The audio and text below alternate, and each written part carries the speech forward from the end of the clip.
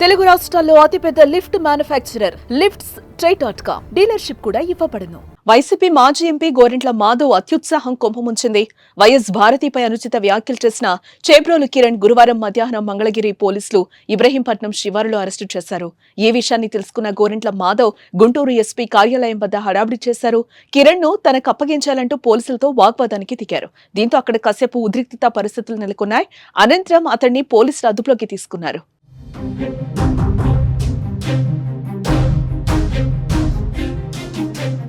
SP కార్యాలయంలోని ఒక గదిలో కొంతసేపు వారిని నిర్బంధించారు.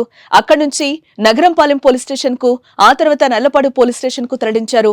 పోలీసుల విధులకు ఆటంకం కలిగించడంతో పాటు పోలీసుల అదుపులో ఉన్న నిందితుడిపై దాడికి ప్రయత్నించడం తదితర సెక్షన్ల కింద నగరంపాలెం పోలీసులు కేసు నమోదు చేశారు. కాసేపట్లో గోరంట్ల మాధవ్ కోర్టులో హాజరుపరచనున్నారు. ఈ మేరకు సర్వం సిద్ధం చేశారు.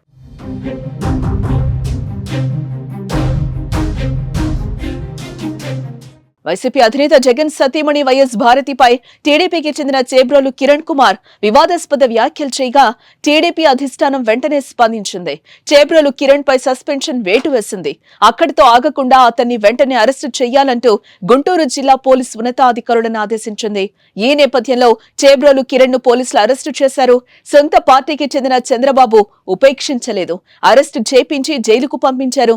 ఇలాంటి సమయంలో మాధవ్ వారిని అడ్డుకొని జైలు పాలవ్వడం చర్చనీయాంశమవుతుంది. మరి కోర్టు మాధవ్కు రిమాండ్ విధిస్తుందా లేదా బెయిల్ దక్కుతుందా చూడాలి.